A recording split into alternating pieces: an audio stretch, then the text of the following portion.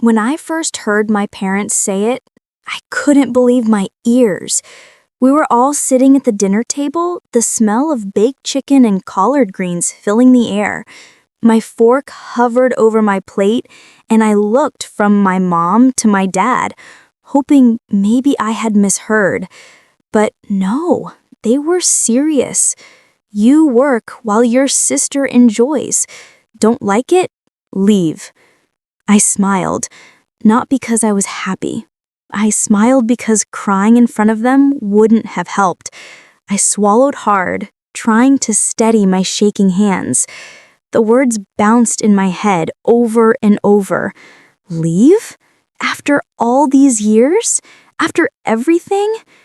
It wasn't the first time I'd felt overlooked in my family, but hearing it said so plainly, it cut differently. I remembered the nights I stayed late at my job, the weekends I gave up to make sure my bills were paid, the countless sacrifices that nobody seemed to notice. My sister, she had her life handed to her. Trips, new clothes, dinners at places I couldn't even dream of.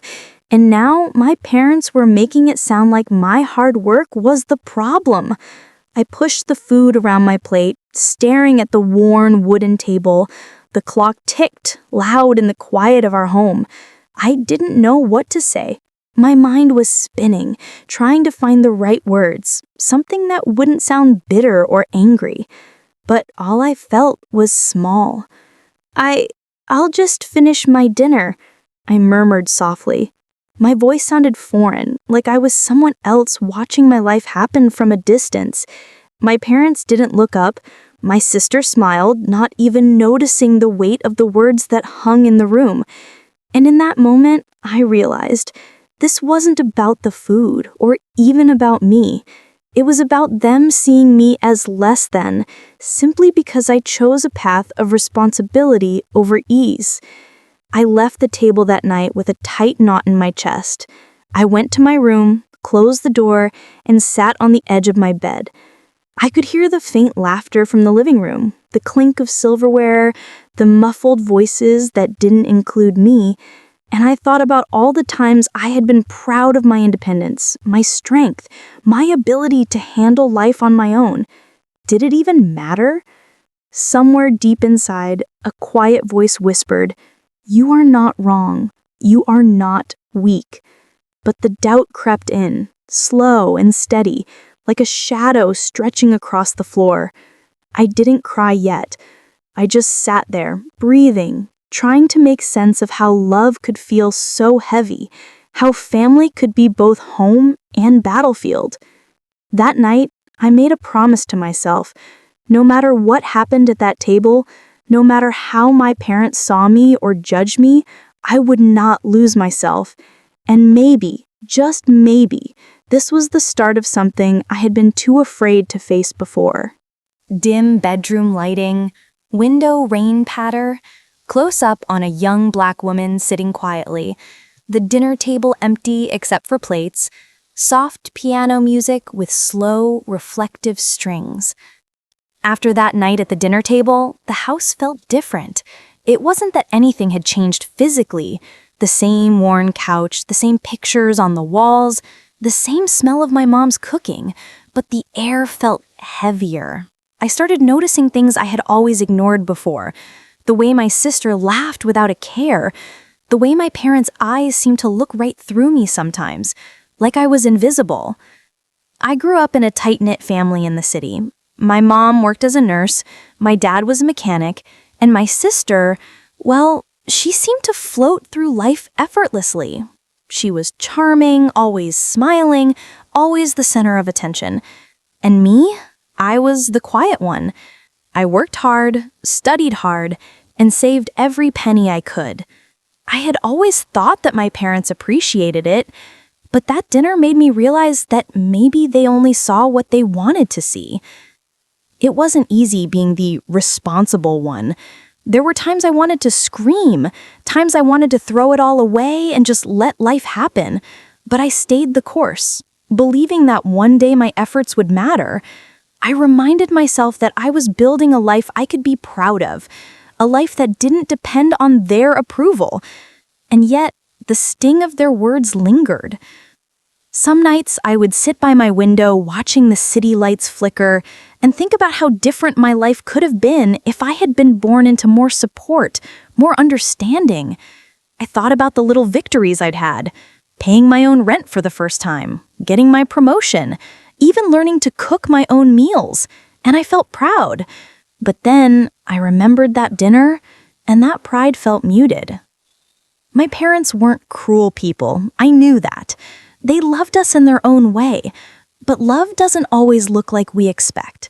Sometimes it looks like judgment, comparison, or even silence. And sometimes it leaves scars that don't show on the skin, but weigh on the heart. I tried to talk to my mom once about it, but the words got caught in my throat. I feel like I'm not enough, I whispered one evening, my voice barely audible over the hum of the refrigerator. She looked at me, eyes soft, but didn't know what to say. So I smiled, like I always did, and left the room. Those moments shaped me. They reminded me that even when people we love misunderstand us, we have to find our own way to peace. I started keeping a small journal, writing down my thoughts and feelings. It became my sanctuary, a place where I could be honest without fear of judgment. And slowly, I began to see that maybe the world outside my family could see me differently, could value my hard work, my quiet strength, my heart. Life at home remained tense, but I learned to navigate it. I found small ways to reclaim my space, helping my little cousins with homework, volunteering at my church, and spending time with friends who understood me. These moments were small, but they mattered. They reminded me that love isn't always about being seen by everyone, but about recognizing your own worth. Soft morning light through the window, the protagonist writing in a journal, subtle cityscape in the background, warm living room tones, gentle piano and strings. If you've ever felt unseen in your own family, remember, you're not alone. Like, share, and subscribe to my channel for more real-life stories that touch the heart. Life didn't get easier after that dinner. If anything, it started to feel like walking on a thin line, careful not to upset anyone, careful not to show too much emotion. Every conversation at home had a quiet tension under it, like a storm waiting to break. My sister, unaware of the impact of that night, continued her carefree life. She would come home with new clothes, tell stories about nights out with friends, and laugh in ways that made my chest tighten. I tried to focus on myself, on my job, and on building my own life. But even there, the shadow of that dinner followed me. Whenever I called home, my parents would ask about my sister first, forgetting to ask about me. I learned to answer politely, hiding the frustration behind a soft tone. "She's doing well," I'd say, even when my heart wanted to shout that it wasn't fair, that I deserved the same care and attention. One afternoon, I came home early from work. My mom was in the kitchen, chopping vegetables, humming softly. My sister was lounging on the couch, scrolling through her phone. I tried to join the conversation, asking about their day, hoping for some warmth. But my questions were met with short answers or distracted looks. When I tried to share a small success, a project at work that I was proud of, my mom barely nodded. "That's nice, dear," she said, returning to her chopping. My sister didn't even glance up. It stung, more than I expected. I felt a familiar tightness in my chest, a mix of sadness and frustration. I realized then that it wasn't just that my parents favored my sister. It was that they didn't really see me, not in the way that mattered.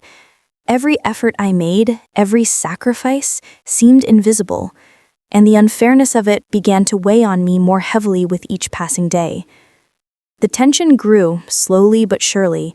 Small disagreements started to feel bigger than they were.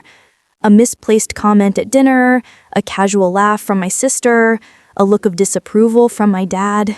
Each one felt like a reminder that I didn't belong fully in my own home.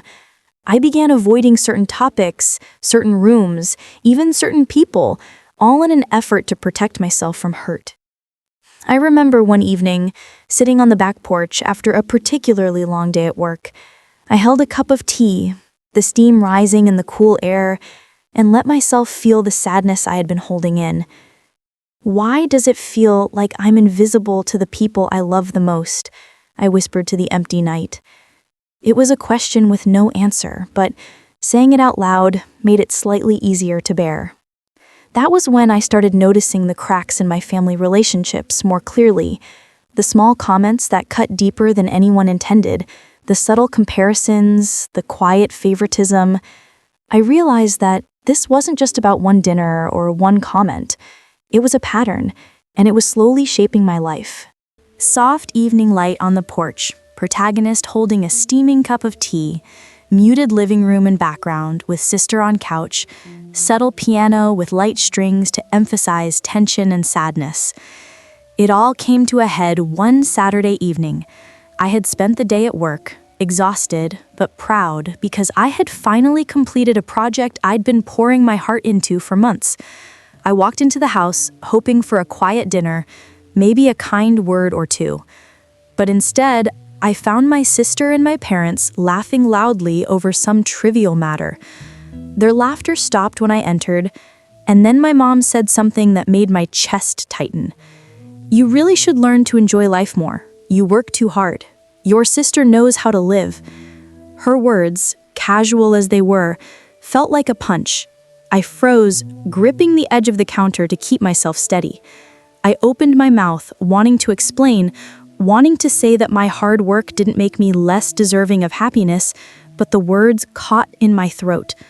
My sister smirked, leaning back in her chair, clearly enjoying the tension she had no idea she was creating. I tried to sit at the table, silently hoping the moment would pass, but my dad spoke next. "I mean it. If you can't handle it, maybe you should just leave for a while." I felt like I had been hit by a wave. My heart was racing, my hands shaking. This wasn't just judgment anymore. It felt like a rejection. A clear line had been drawn between my sister, who was favored and celebrated, and me, who had always been the responsible, quiet one. And then something inside me broke. I realized that no explanation, no reason, no plea would make them see me differently. The recognition I craved wasn't coming. I took a deep breath and said softly but firmly, "Maybe I will leave. Maybe it's time I find a place where I'm appreciated for who I am." The silence that followed was heavier than any words they could have said. My sister looked shocked. My mom's eyes widened, and my dad didn't say a word. For the first time, the balance of power shifted. I was no longer just the quiet one. I was someone with agency, someone who could choose her own path instead of silently enduring unfairness. That night, I packed a small bag, clothes, a few personal items, and my journal. The house felt strangely quiet as I slipped out the door. I didn't yell, I didn't slam anything.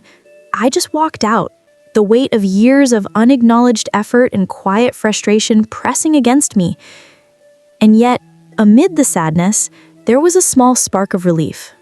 I was taking control of my life, for the first time, fully and unapologetically. Walking down the street, the city lights blurred around me, and I felt a mix of fear and freedom. I didn't know where this path would lead, but I knew I couldn't stay somewhere I was constantly diminished. Sometimes the hardest step isn't leaving a place, it's realizing you deserve more. Protagonist quietly packing a bag, dim bedroom light, soft street lights outside, journal and small items placed gently in bag, gentle emotional piano and strings. If you've ever felt unseen or undervalued by your family, remember your voice matters. Like, share, and subscribe to my channel for more heartfelt, real-life stories that inspire courage and hope. Leaving that night was one of the hardest decisions I've ever made, but it also turned out to be one of the most important. I didn't have a clear plan at first. I just knew I needed space. Space to breathe, to think, and to rediscover myself without the weight of constant judgment pressing down on me. I found a small apartment not far from work. It wasn't luxurious, but it was mine. For the first time, I could arrange my space exactly the way I wanted. I could leave the dishes in the sink, play my music as loudly as I liked, and talk to myself without feeling watched or judged. Those small freedoms felt enormous. Every night, I would sit on my little balcony, looking at the city lights, and feel a quiet sense of relief I hadn't realized I'd been craving.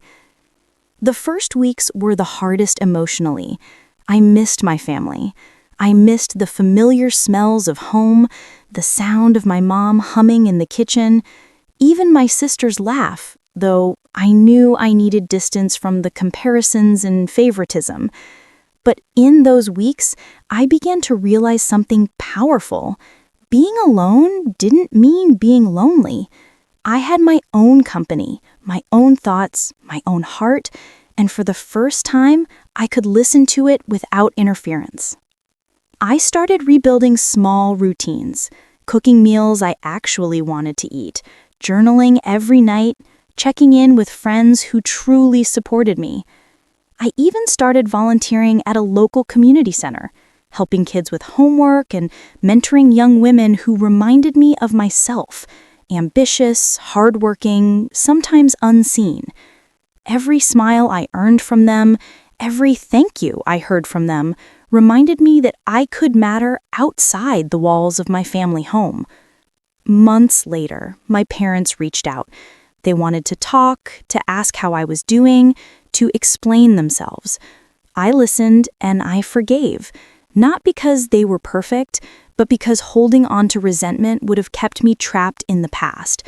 Forgiveness didn't mean forgetting. It meant freeing myself from the burden of their words and choosing to live fully on my own terms. That chapter of my life taught me something I carry every day. Sometimes leaving isn't giving up. It's protecting yourself. Sometimes standing up quietly for yourself, choosing your peace, and setting boundaries is the bravest thing you can do. And in that choice, you find strength, clarity, and a deeper love for who you are. Soft morning sunlight through apartment window. Protagonist journaling with a cup of tea. Small balcony with city view. Cooking in a warm kitchen. Helping kids at community center. Gentle piano and string music for emotional depth. Looking back now, I can see that night at the dinner table as a turning point. Not just in my relationship with my family, but in my relationship with myself. For so long, I had measured my worth by their approval, by how visible I was in their eyes. And when that approval didn't come, I felt small, invisible, and unworthy. Leaving taught me something I wish I had learned sooner. My value isn't determined by anyone else. I've learned to cherish quiet victories. I celebrate the small things now, paying a bill on time, cooking a meal that actually tastes good, completing a week of work without feeling drained or overlooked. I've learned to notice the love that comes in small doses.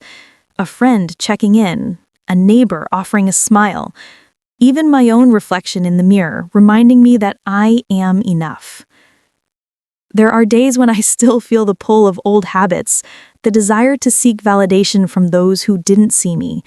But now, I recognize it quickly and gently redirect my thoughts. I remind myself of the apartment I fought for, the independence I earned, the quiet pride I feel when I know I did my best, even if nobody else notices. That awareness has brought a peace I didn't know I could have, a calm certainty that I can face life on my own terms and still find love, joy, and connection. I also understand my family better now. They have their ways of loving, shaped by their own experiences and limitations. It doesn't excuse the hurt, but it gives me compassion. I can care about them without losing myself in the process. I have learned that boundaries are not walls, they're protections. They allow relationships to exist without sacrificing who I am. Sometimes I still see my sister, sometimes I talk to my parents, And those moments are easier now. There's no guilt or pressure. I've realized that letting go of the need to be validated by them opens space for genuine connection. I can show love freely without expecting it in return, and that is a kind of freedom I didn't have before. And perhaps the biggest lesson of all, leaving doesn't mean giving up. Choosing yourself doesn't mean turning your back on others. It means honoring your own worth, protecting your heart, and trusting that life has more to offer when you stand firmly in your own truth. I hope my story reminds anyone listening today that it's okay to step away from what diminishes you, even if it's family. It's okay to find your peace, your voice, and your place where you are valued. Your life matters, and so does your heart. If this story touched your heart, don't forget to like, share, and subscribe to my channel for more real-life, heartfelt stories that inspire hope and courage. A year has passed since I left that house, and I can honestly say my life feels different, not just in the circumstances, but in the way I feel inside. The quiet tension that once followed me everywhere is gone. I no longer carry the weight of comparison or the invisible burden of always having to prove my worth. I wake up each morning with a sense of calm I didn't know I could have, like I finally belong in my own life. I've grown in ways I never expected. Being on my own taught me resilience. Every small decision, paying bills, cooking my meals, managing work deadlines, reminded me that I am capable, that I can handle life even without constant approval. And with that confidence, I began taking steps toward dreams I had pushed aside.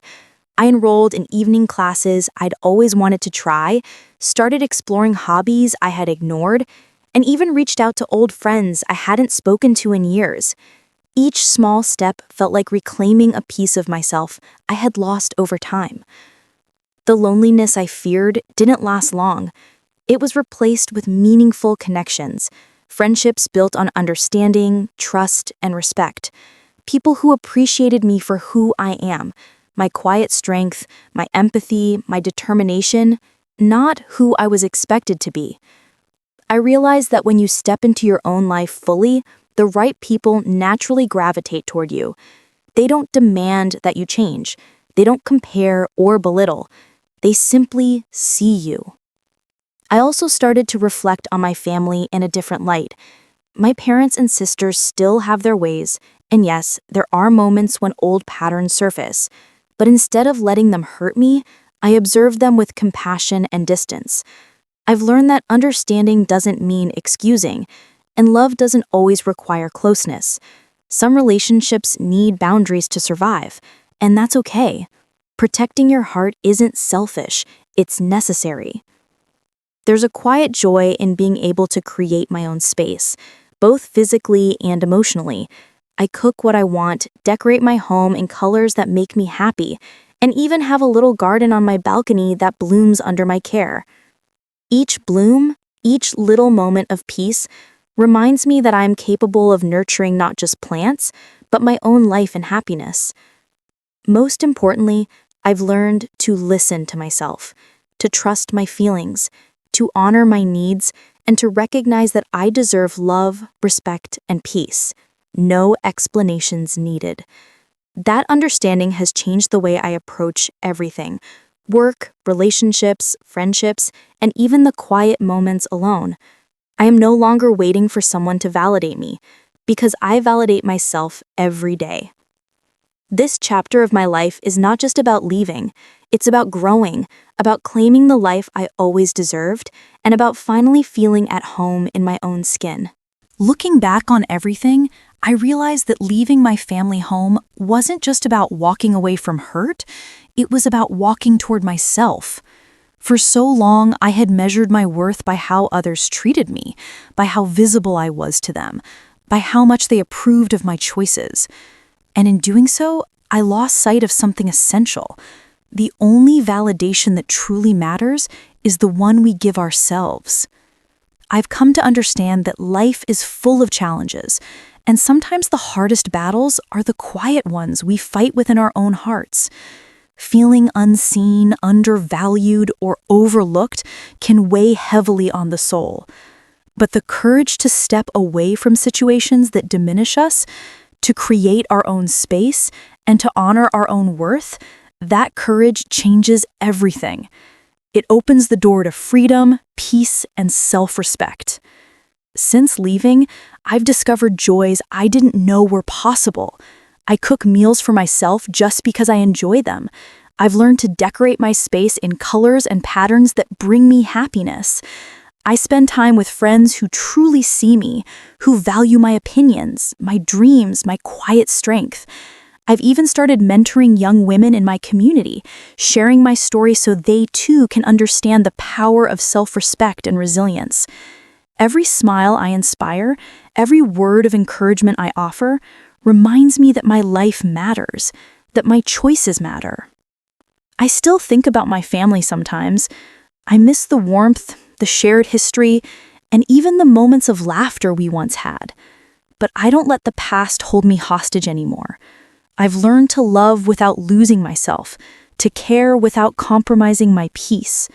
I've set boundaries, and in doing so, I've created room for relationships that are healthier, gentler, and more meaningful.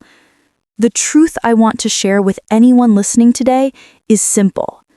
You deserve to be seen. You deserve respect, love, and peace. And sometimes the bravest act is to step away from what diminishes you, even if it's familiar. Trust yourself. Trust that your heart knows what it needs, and trust that the world has a place for you where your worth is recognized.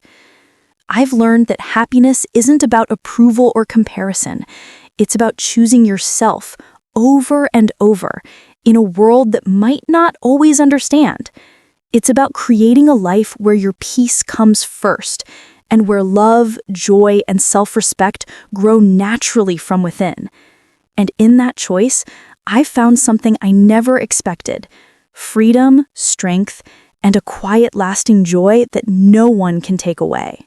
Protagonist walking through a sunlit park, smiling softly, journaling on a balcony, cooking a favorite meal, sharing laughter with friends, gentle piano and string music building to a warm, uplifting close.